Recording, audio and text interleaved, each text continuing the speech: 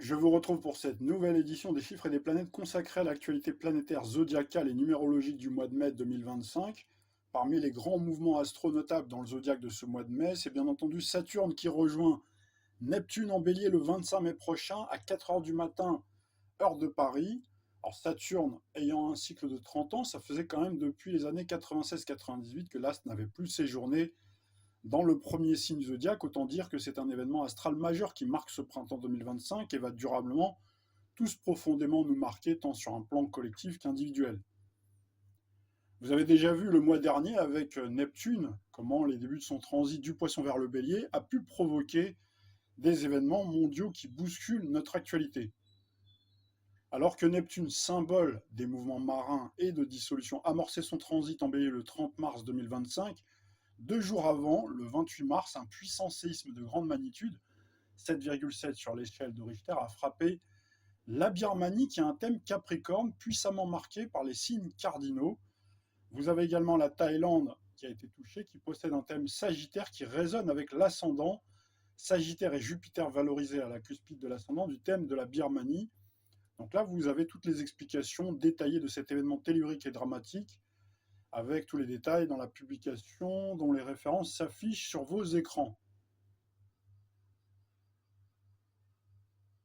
Alors j'explique également qu'on peut relier ce séisme, une fois de plus, aux alignements planétaires astronomiques de janvier et février dernier dont nous avions parlé dans nos précédentes chroniques, également bien sûr à Pluton, astre de destruction nouvellement en Verseau de façon durable depuis seulement quelques mois, mais aussi aux éclipses du 14 mars sur l'axe Poisson-Vierge qui impactent les autres signes mutables, notamment Gémeaux ou Trône dans notre ciel de ce début de printemps 2025, Jupiter, justement en Gémeaux, opposé au Sagittaire qu'on retrouve justement dans le thème de la Birmanie et de la Thaïlande, hein, parce que la Thaïlande a un thème, donc Sagittaire, je vous le disais, du 10 décembre 1934.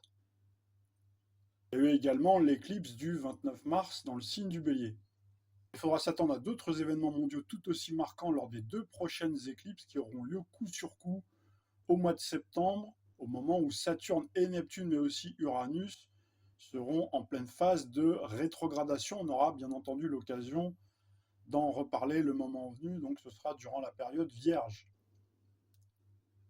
Dans le domaine financier, nous avions évoqué, pour ceux qui s'en souviennent, dans notre précédente édition, c'était l'avant-dernière édition il me semble, la possibilité d'une correction des marchés financiers et d'un krach boursier.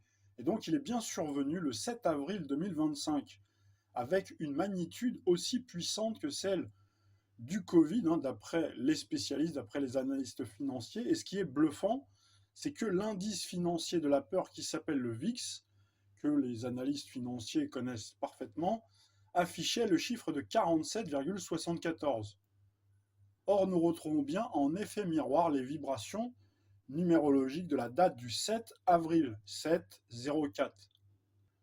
Alors là, encore une fois, j'ai produit un article, donc il faut s'attendre à d'autres corrections des marchés, voire un crack tout aussi important, voire plus important. Donc il pourrait avoir lieu entre le 15 mai et le 3 juin. Donc là, encore une fois, vous trouverez tous les détails dans l'article dont vous voyez la capture écran. Pour poursuivre sur ce tour d'horizon, je dirais assez général, avant de revenir à quelque chose d'un petit peu plus particulier, parler de l'horoscopie, parler également des numéroscopes. Alors vous avez eu en France un coup de tonnerre politique qui rappelle pas mal ce qui s'était passé en janvier 2017 en pleine campagne présidentielle avec François Fillon, ou encore plus récemment, vous avez eu les épisodes judiciaires rocambolesques de Donald Trump, hein, qui avait maintenu en haleine tous les aficionados de la politique. Donc cette fois, c'est une figure du nationalisme politique français, Marine Le Pen, qui subit les foudres judiciaires. Donc l'actuel président du Rassemblement national est elle-même marquée dans son thème par le bélier au descendant et Saturne, planète de la loi, dans le premier signe du zodiaque. Donc là, on retrouve également une opposition à son ascendant Balance, signe de la justice. Donc Saturne va justement faire son retour à la fin du mois de mai en bélier, c'est ce qu'on disait à l'instant en préambule, dans sa maison 6, symbole de vie quotidienne. Ce feuilleton judiciaire qui vient de commencer et qui fracture encore un peu plus l'opinion publique politisée va forcément tenir en haleine, comme pour l'épisode Donald Trump, les aficionados de la politique à 2 ans de la présidentielle 2027, si bien sûr Cette présidentielle, dans le contexte de la Ve République, a bien lieu. Donc Marine Le Pen pourrait-elle se présenter? Ne pourra-t-elle pas se présenter à cause d'une condamnation judiciaire? Alors pour en savoir plus, je vous propose d'aller voir l'excellente capsule produite par mon confrère Kevin Lagrange. Donc c'est une capsule astropolitique consacrée à Marine Le Pen. Pour ma part, je dirais, pour faire court et rappeler ce que nous avions déjà dit pendant la présidentielle de 2022, Marine Le Pen n'a de toute façon a priori pas le potentiel astral pour être un jour présidente dans le cadre de la Ve République. Donc ses supporters n'ont pas de regrets à avoir. C'était déjà le cas avec son défunt père, Jean-Marie, donc qui astralement non plus n'avait pas les prérequis planétaires pour occuper le fauteuil élyséen. Si on examine le nœud nord de la Lune de Marine Le Pen, vous observez qu'il n'est pas situé comme les autres présidents déjà élus, ceux qui ont déjà occupé le poste élyséen, dans des maisons stratégiques de pouvoir. Donc chez Marine Le Pen, on retrouve ce nœud nord plutôt en maison 6, en analogie avec la Vierge. On retrouve d'ailleurs sa Jupiter, Jupiter trône en Vierge. Donc la Vierge, c'est un signe qui rend service, c'est un signe qui a plutôt généralement tendance à se rendre utile plutôt qu'à incarner le pouvoir, même par délégation. Parce que de toute façon, tous les autres présidents, ils n'ont pas le réel pouvoir. On l'a déjà expliqué maintes fois. Ils ont un pouvoir par délégation, par leur maître de la finance. Macron, quant à lui, a un nœud nord de la Lune en maison 8. Donc là, on retrouve bien le symbole du pouvoir et même accessoirement la destruction. Pour les autres présidents, vous vous en souvenez, pour ceux qui ont vu la capsule de 2022, on retrouvait un nœud nord de la Lune en maison 10, en angulaire à l'ascendant, etc. Alors ce qui donne le sentiment que Marine Le Pen est présidentiable, comme son opposant sur l'échiquier politique Jean-Luc Mélenchon, c'est qu'on a affaire à deux natifs du Lion, donc ils sont extrêmement charismatiques. Donc ce sont des leaders charismatiques pour leur formation politique. Mais là, une fois encore, je vous renvoie à cette capsule pour bien comprendre que tous les prérequis astro par rapport au thème de la Ve République pour être éligibles ne sont pas remplis. Bien entendu, si nous passions à une 6e République, il faudra tout reconsidérer. Vous pouvez également faire le lien entre le mouvement de Pluton du Capricorne vers le Verseau, puisque Marine Le Pen est marquée par une lune dans le signe du Capricorne. Donc le signe du Capricorne, c'est le signe du système. Donc Pluton soutenait Marine Le Pen, et donc depuis la migration de Pluton vers le Verseau, donc qui s'oppose à son Soleil, pas en degrés exacts, mais qui se retrouve dans une position zodiacale, donc en opposition au signe du Lion. Donc là, on peut voir cette correspondance sur le fait qu'elle est tout à coup lâchée quelque part par le système, parce qu'en fait, cette affaire juridique, elle remonte à 2015. Donc vous voyez, là, ça lui explose en pleine figure que maintenant. On va voir, parce que Marine Le Pen, avec son Soleil, elle est censée normalement être soutenue par ce cycle de Saturne-Neptune en Bélier qui va se former. Donc le Bélier est un signe complémentaire, signe de feu en complément avec le signe du Lion. Donc vous savez que le Soleil, c'est l'incarnation donc du rayonnement personnel, mais pour la présidentielle, c'est très important, parce que ça symbolise en quelque sorte le roi républicain. Et on aura également Uranus en Gémeaux, donc qui peut soutenir le Gémeaux signe d'air, qui va soutenir également donc, le Soleil de Marine Le Pen.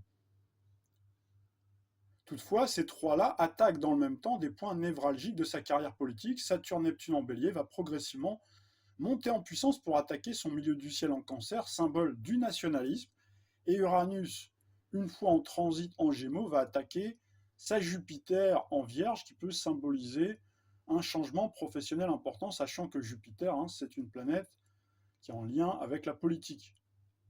D'ailleurs, vous vous souvenez que le RN, on l'avait déjà dit, a été fondé le 1er juin 2018, pour remplacer le traditionnel Front National qui avait été fondé le 5 octobre 1972. Donc là, on retrouve un thème Gémeaux, donc qui va recevoir Uranus, symbole de grands changements, mais aussi de jeunesse, puisque le Gémeaux, c'est le signe de la jeunesse. Alors, va-t-on avoir Marion Maréchal comme évoqué en 2018 pour la remplacer, ou Jordan Bardella qui semble pressenti pour prendre la succession, ou une toute nouvelle figure?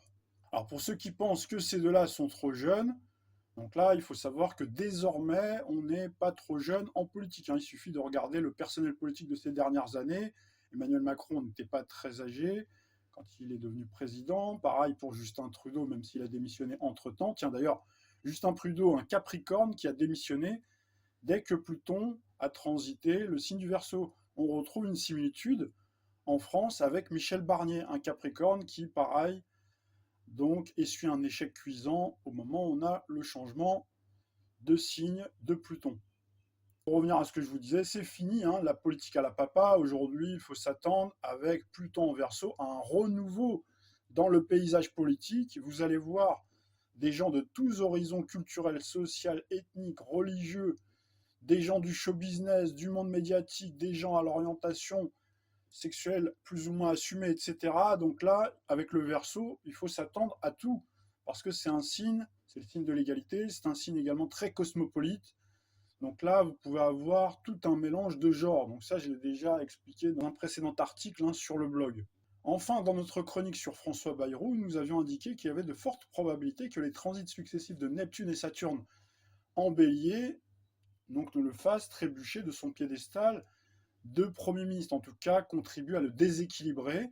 Donc on verra ce qu'il en est lorsque Jupiter cessera de transiter le Gémeaux, son signe zodiacal, donc qui apparemment pour le moment le protège, même si ça grossit effectivement le problème juridique dont on parle beaucoup dans les médias, l'affaire Betaram. Donc là, vous avez ce cycle de Jupiter en Gémeaux, carré à Saturne en Poisson. Donc Saturne, planète de la loi, Jupiter, c'est également une planète en lien avec la justice. Donc il grossit le trait. Donc là, on verra ce que ça donne lorsque Jupiter va migrer en Cancer. C'est prévu pour le 9 juin. Donc c'est son signe du milieu du ciel, où Saturne-Neptune en Bélier attaqueront de concert son axe en signe cardinal. Vous savez qu'il est également marqué par la Balance, tout comme Marine Le Pen. En plus, c'est un Neptunien, puisqu'il est Neptunien de la Balance. L'autre planète qui peut créer un coup de tonnerre politique, c'est bien entendu Uranus en Gémeaux, dans le signe de François Bayrou, dès le 7 juillet prochain. Pour celles et ceux qui souhaitent approfondir la question de l'impact de Saturne en Bélier sur le plan des événements mondiaux, je vous invite à lire cette publication dont vous avez les références qui s'affichent sous vos yeux, avec les liens dans la partie description et en commentaire épinglé. Surtout, restez bien avec nous car en toute fin de capsule, je vous proposerai des extraits de l'intervention d'une astrologue médiatique et donc très connue du grand public qui vous parlera de l'influence de ce cycle de Saturne-Neptune. Son intervention, vous le verrez, fait écho à l'article que je vous avais proposé il y a quelques mois. En attendant, je vous propose d'ouvrir le volet de l'agenda astral, autrement dit de l'éphéméride de ce mois de mai 2025.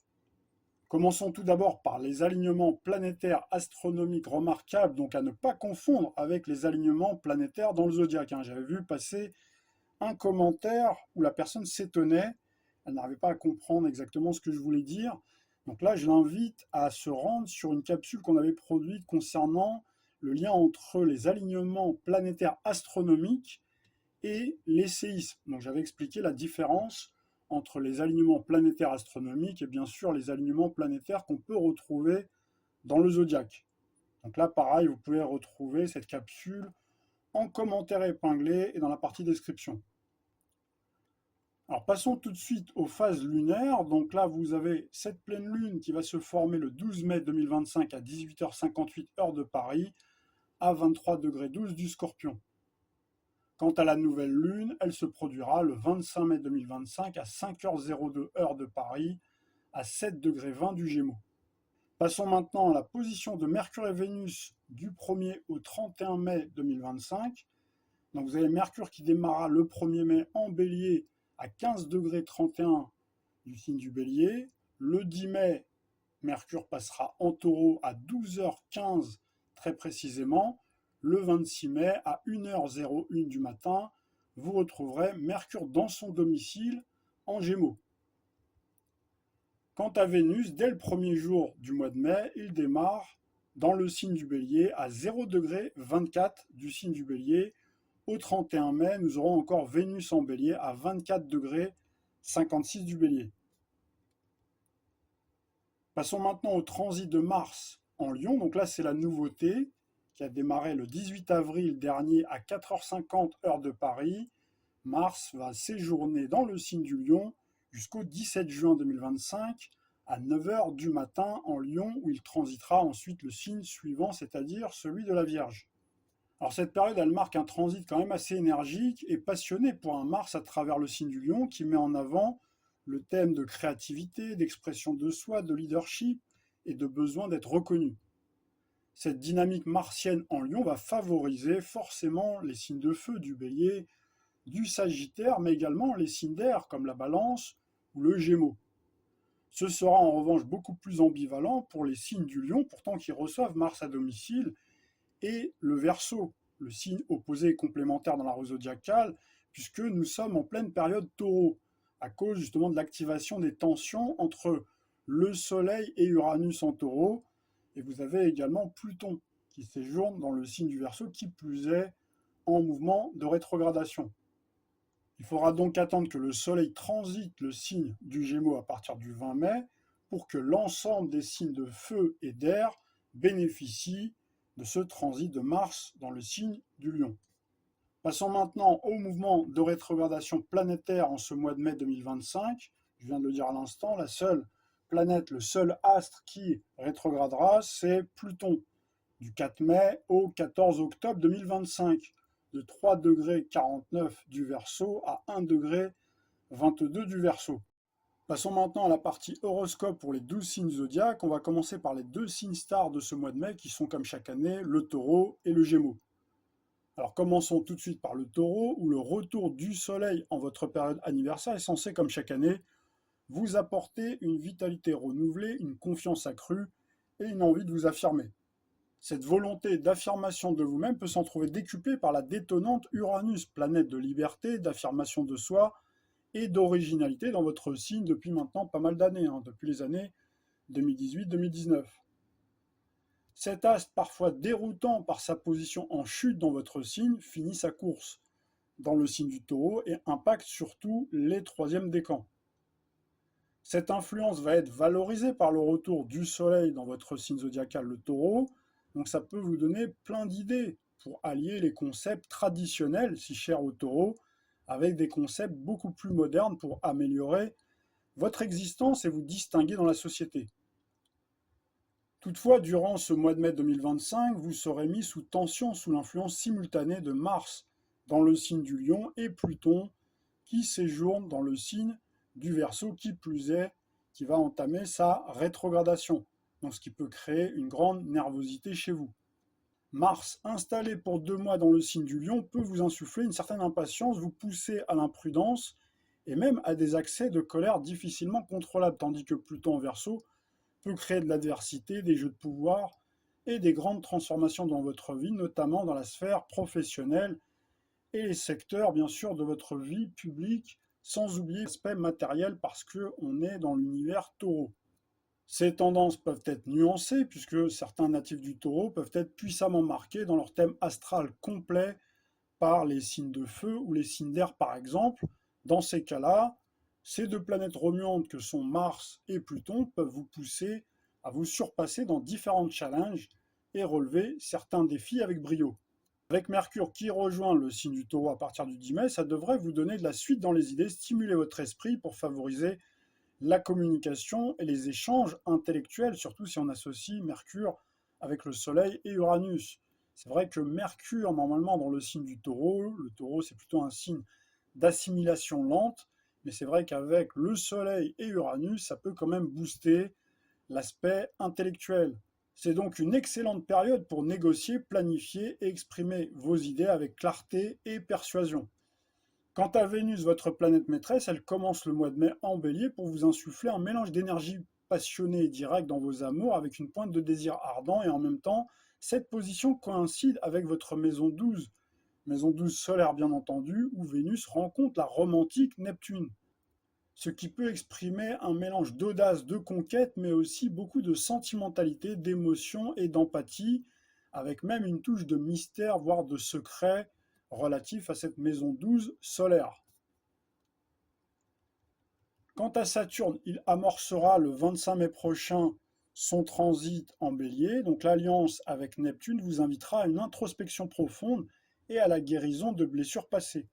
C'est une période idéale pour lâcher ce qui ne vous sert plus et préparer le terrain pour un nouveau cycle. Saturne et Neptune ensemble en Bélier vous invitent à être attentif à votre intuition et à vous accorder des moments de solitude pour vous ressourcer et dresser un bilan. Passons maintenant aux natifs du signe du Gémeaux, c'est le deuxième signe star de ce mois de mai. Alors c'est vrai que ce mois de mai s'annonce plutôt dynamique pour les natifs du Gémeaux, puisque votre planète maîtresse Mercure, véritable papillon du zodiaque, va séjourner tour à tour dans 3 signes différents en un seul mois.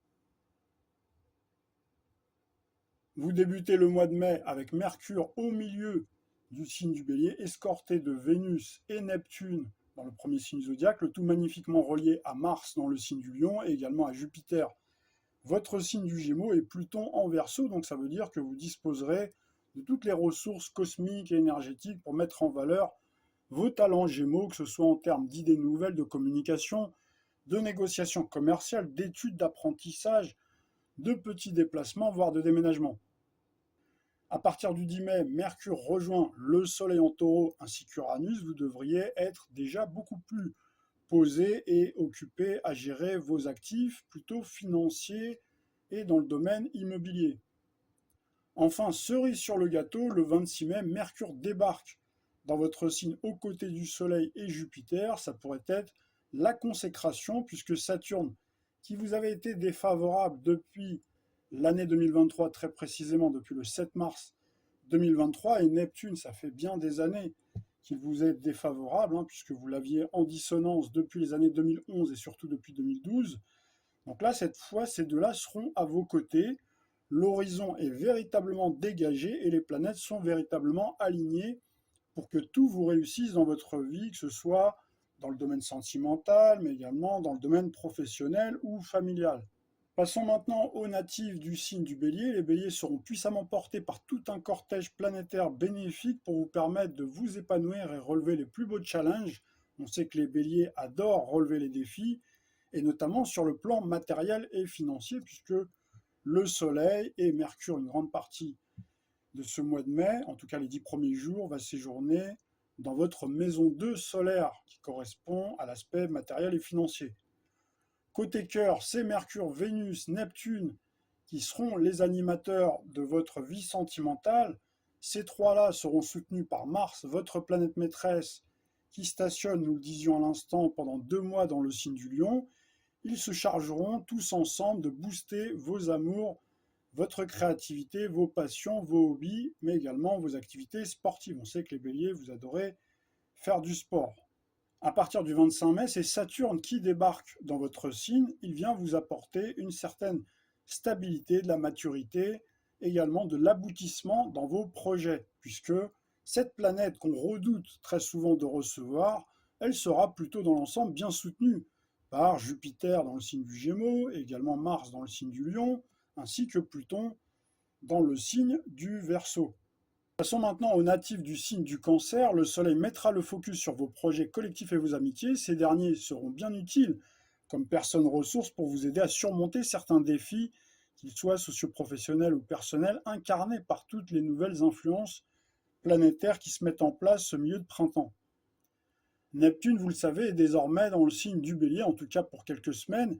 Puis vous avez Saturne qui débarque à partir du 25 mai, qui sera escorté tour à tour de Mercure et Vénus, qui peuvent créer tous ensemble dans votre vie pas mal de confusion et vous mettre à l'épreuve. Ensuite, après le 10, vous parvenez petit à petit, habilement, à mettre de l'ordre dans vos idées et chasser certains souvenirs du passé. Côté cœur, à part les cancers qui sont puissamment marqués dans leur thème astral complet par les signes d'air et les signes de feu, donc ces derniers peuvent faire en effet une nouvelle rencontre et vivre une très belle histoire d'amour. Si celle-ci elle n'a pas déjà débuté, les autres natifs très marqués par le cancer auront plutôt tendance à vivre une certaine forme de solitude affective, voulue ou subie. Ce mois de mai, il faudra en effet beaucoup plus miser sur vos amitiés. C'est ce que vous suggère en tout cas le zodiaque, les positions des planètes, notamment à la fin de ce mois de mai, dans le signe de l'amitié du Gémeaux.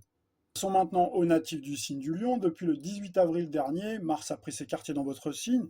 Cette boule d'énergie cosmique vous injecte une très belle dynamique pour retrouver de la visibilité, une position de leader charismatique dans la société. En somme, la posture idéale que vous affectionnez tout particulièrement. Il faudra toutefois contrôler votre excès de confiance jusqu'au 20 mai en tout cas pour éviter de vous brûler la crinière. L'opposition de Pluton en Verseau pour les lions notamment ceux du mois de juillet, et Uranus en taureau activé par le soleil jusqu'au 20, peut vous embarquer si vous n'y prenez pas garde dans les jeux de pouvoir et lutte d'ego fort désagréables que ce soit pour vous, mais également pour votre entourage. Si vous parvenez à ne pas vous laisser emporter par cette double tendance astrale les 3 premières semaines de ce mois de mai et garder votre flegme légendaire, le monde sera à vous avec le trio Vénus, Saturne, Neptune qui vous soutiennent dans le signe du Bélier. L'arrivée du Soleil qui rejoint Jupiter en Gémeaux les 11 derniers jours de ce mois de mai devrait vraiment être fantastique pour vous, pour une belle reconnaissance sociale. Passons maintenant au signe de la Vierge. Alors votre vision dans ce début de mois de mai 2025 devrait s'élargir avec l'énergie du Soleil dans le signe du Taureau aux côtés d'Uranus jusqu'au 20. Donc c'est quand même plutôt un bon moment pour l'apprentissage, pour les voyages même intellectuels et l'exploration de nouvelles philosophies. Votre sens de la psychologie, votre intuition seront fortement aiguisés avec Mercure-Neptune ensemble en Bélier du 1er au 10 mai, tandis que Vénus, également installée tout le mois dans ce signe de feu, en harmonie avec Mars en Lion, là c'est votre libido qui devrait grimper en flèche. Le reste du mois, ce seront surtout votre sens des affaires qui seront en pleine expansion. Saturne en Bélier le 25 vous donnera une capacité d'analyse hors norme pour dénicher les meilleurs filons d'investissement durable. Même le carré Soleil-Mercure-Jupiter durant les derniers jours du mois ne seront pas franchement dérangeants. Au contraire, vous ne saurez plus où donner de la tête sur le plan professionnel. Passons maintenant aux natifs de la Balance. Alors durant ces 3 premières semaines, ce seront surtout les questions d'intimité, de finances et de transformation profonde qui seront mises en lumière.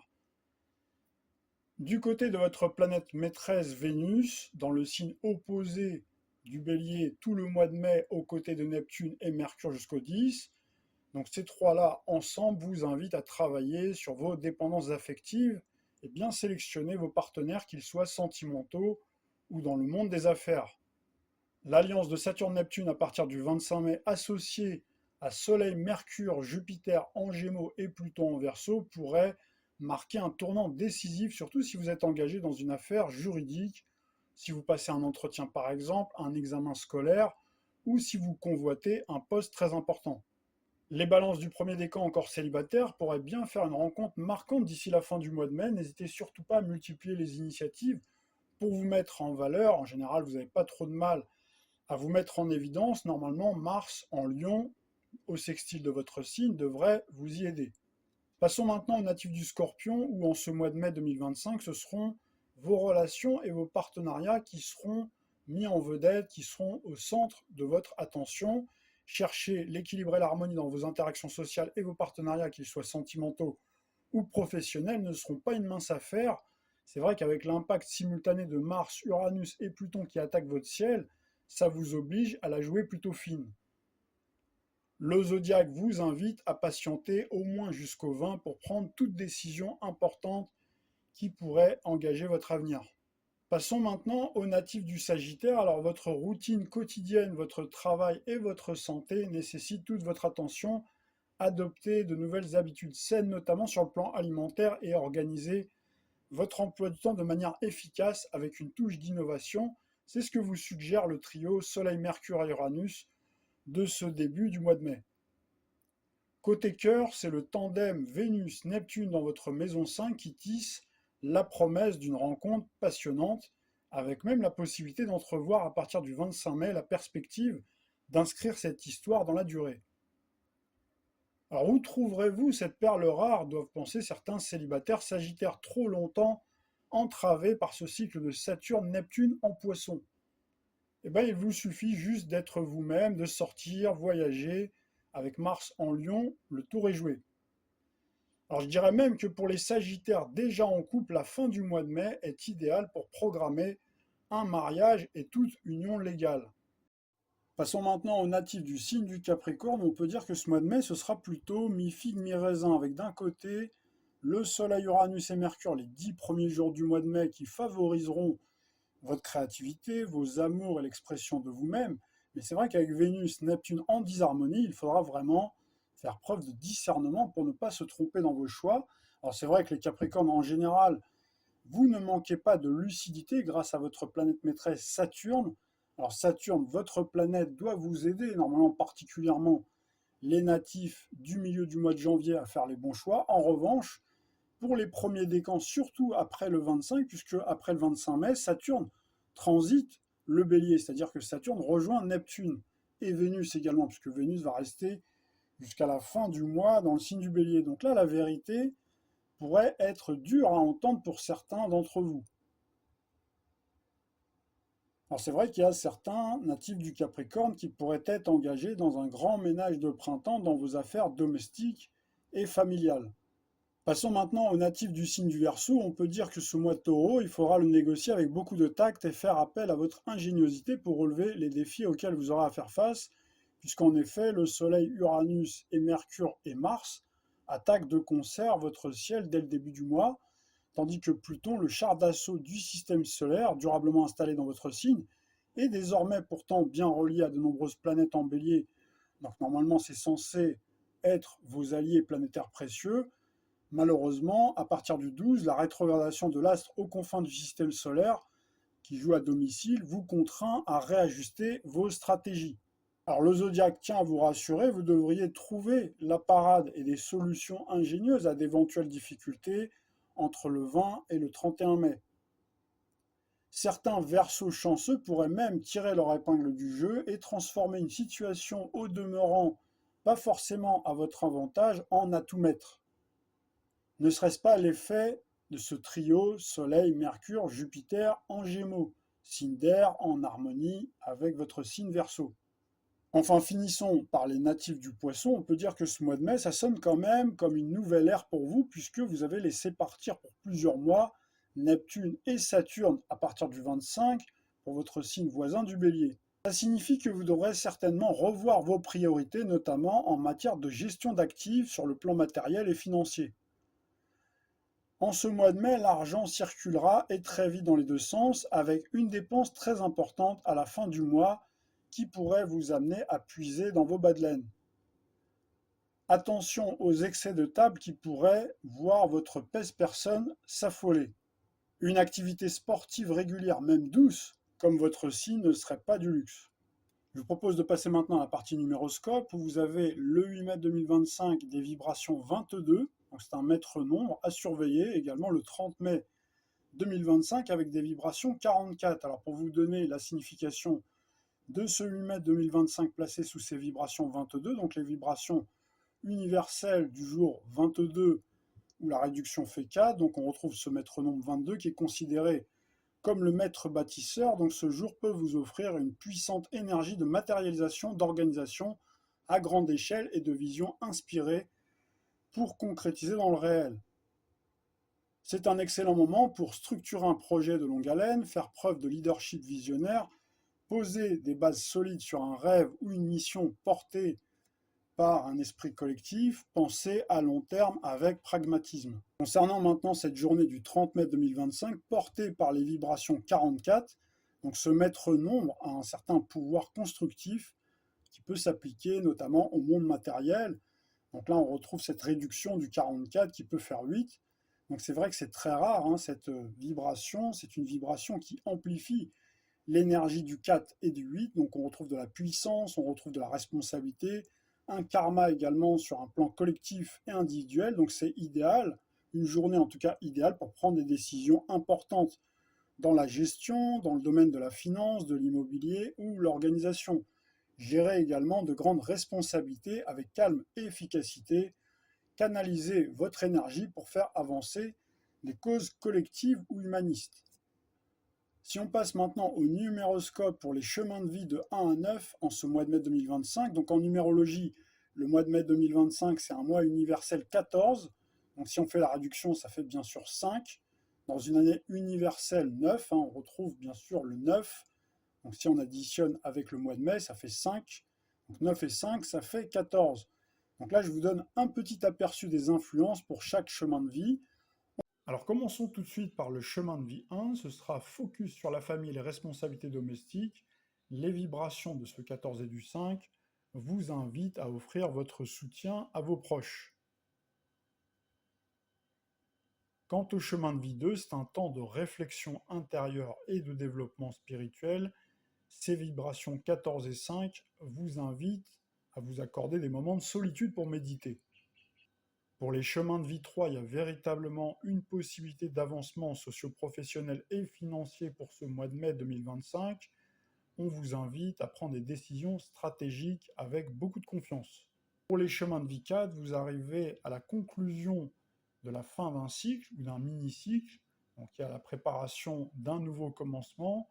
Les vibrations de ce 14 et du 5 vous invitent à lâcher prise sur le passé et à envisager l'avenir avec optimisme. Pour les chemins de vie 5, il y a véritablement des opportunités de leadership et de nouveaux départs. Les vibrations de ce 14 et du 5 vous invitent à être proactif et ouvert au changement. Les chemins de vie 6, l'accent sera mis sur les partenariats et la coopération. Ces vibrations du 5 et du 14 vous invitent à cultiver la patience et l'écoute. Pour les chemins de vie 7, ce mois de mai sera propice à l'expression créative et aux activités sociales. Partagez vos idées avec enthousiasme. Quant au chemin de vie 8, il y aura véritablement une nécessité de structurer et d'organiser vos activités. Les vibrations de ce 14 et du 5 vous suggèrent de travailler avec beaucoup de discipline pour atteindre vos objectifs. Enfin, finissons par les chemins de vie 9. Ces vibrations du 14 et du 5 vous propulsent vers une période de grands changements et d'aventures. On vous invite à vous adapter aux nouvelles situations avec beaucoup de souplesse et flexibilité. Je veux qu'on profite de votre présence, Christine, pour avoir les prévisions sur l'année en général, 2025. Qu'est-ce qui nous attend dans le monde, en France et dans le monde? C'est une année de bouleversement. Si on se réfère au cycle des planètes, parce que c'est comme ça que l'astrologie fonctionne, les planètes ont chacune... elles mettent un certain temps à faire le tour du zodiaque. Par exemple, Jupiter met 12 ans, Saturne met 29 ans. À chaque fois, on a, comme je disais tout à l'heure, une littérature. On sait, on a des modèles de réflexion.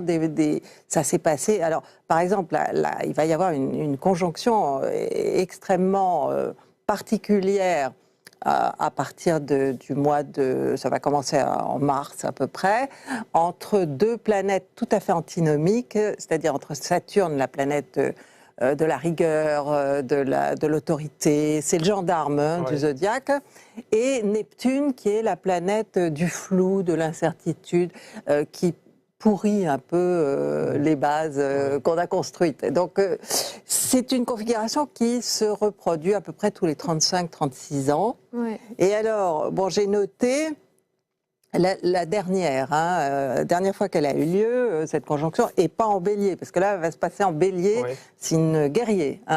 Non, la dernière fois, c'était en Capricorne, c'était 1989, c'était la chute du mur de Berlin. Voilà. La fois précédente, c'était 1953, la mort de Staline. La fois d'avant encore, c'était 1917, le début de la Révolution russe. Donc apparemment, c'est une conjoncture qui est liée à la Russie. Vous pensez qu'il pourrait y avoir vraiment un tournant dans le conflit russo-ukrainien? Absolument, oui. Il y a, avec Neptune qui dissout, Saturne qui est construit. Alors, quelle est la planète qui va être la plus forte? Ça, difficile de savoir. Et alors, elle a eu lieu aussi, cette conjonction de Saturne et Neptune, en bélier, donc la même qu'on va avoir 2025 et 2026, les deux années. Le 9 juillet 1701, qui était le début de la guerre de succession en Espagne, qui a duré jusqu'en 1713-1714. Donc ça a duré plus de 10 ans. Ce sont des événements historiques majeurs. C'est clair. Et vous, Christine, vous êtes Verseau, puisque vous êtes du 28 janvier. Est-ce que cette année 2025 s'annonce bien pour vous? Ah oui, je dois dire. Vous avez de la veine cette année. D'abord, Uranus va rentrer en Gémeaux. Elle n'y est pas venue depuis 84 ans. Ah oui. Oula, oui. Donc, rien que ça. Et alors, pour tout vous dire, les deux transits les plus récents d'Uranus en Gémeaux incluent les États-Unis. Leur implication dans la Seconde Guerre mondiale, en 41-45, et auparavant la guerre civile, enfin la guerre de sécession, 1861-1865. Donc Uranus était rentré en Gémeaux à ce moment-là.